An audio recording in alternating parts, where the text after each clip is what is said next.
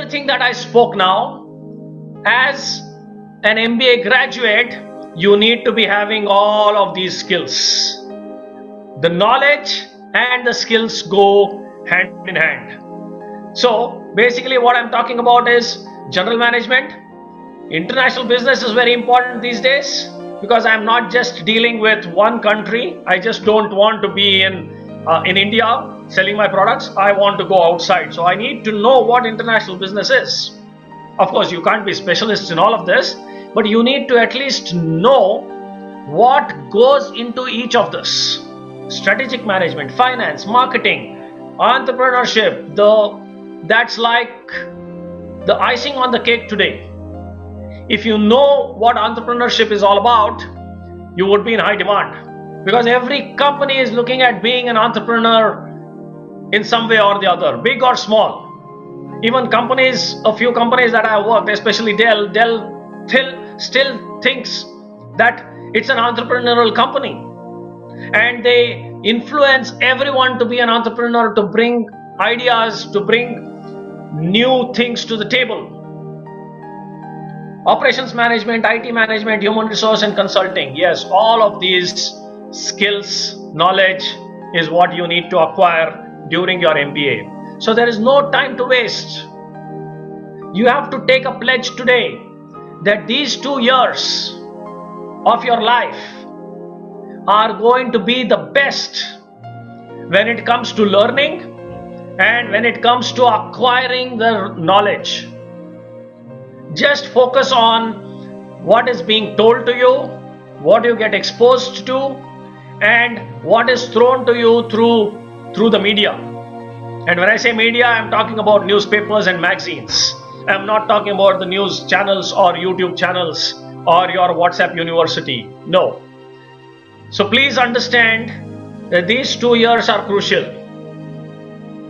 It's a make or break for each one of you. You make it big, you'll be successful. You lose track, you're like gone. So it's all up to you.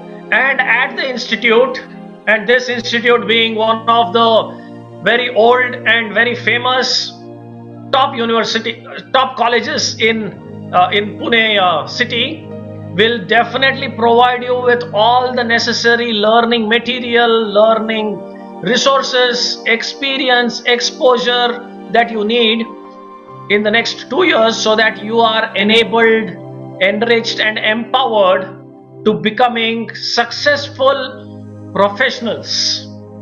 It's up to you to take it. Trouble the faculty on asking questions.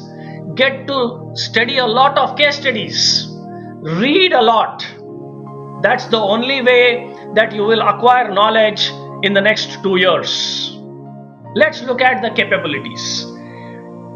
I need to be looking at many of these capabilities, but let me just focus. These are 21st century capabilities that are needed by any student. When I say literacy, it is basically you need to be literate in the specialization that you have taken. And MBA is a vast specialization, so your literacy need to be really good. And you need to be good at numbers, that is numeracy. Numbers is basically data. I need to be very, very good at numbers. Financial numbers, marketing numbers, competitive numbers, sales numbers, everything deals with numbers. And then of course, ICT, information communication technology has redefined the way businesses are happening in the last 2 or 3 decades.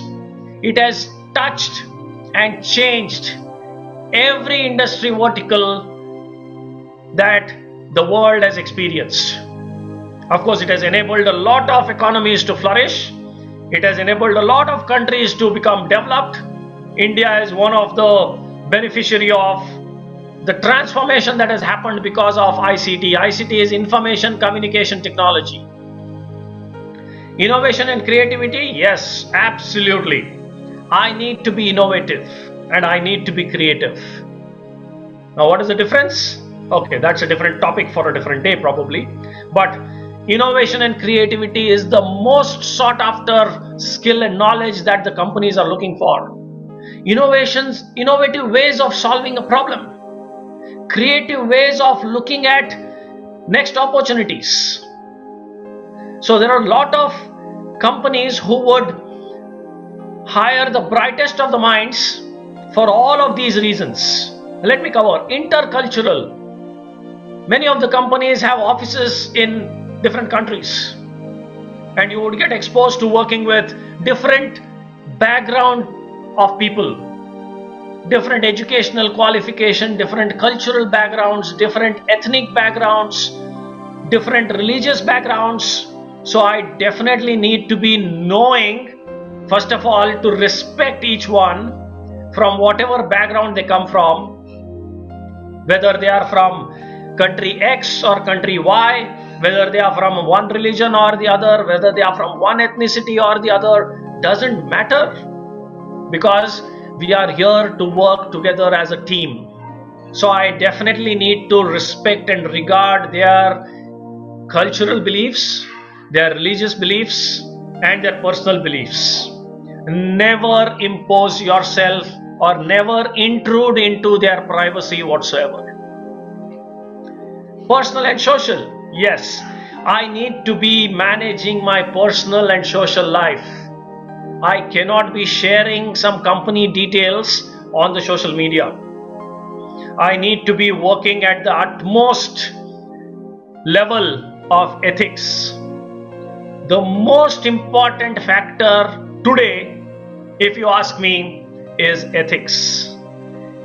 Personal ethics, professional ethics. Both go hand in hand. If you are ethical in your work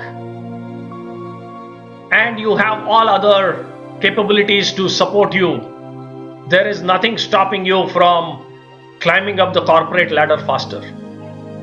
When I say ethics, it is a no compromise stand that you take of not looking at achieving something in the short term through shortcuts.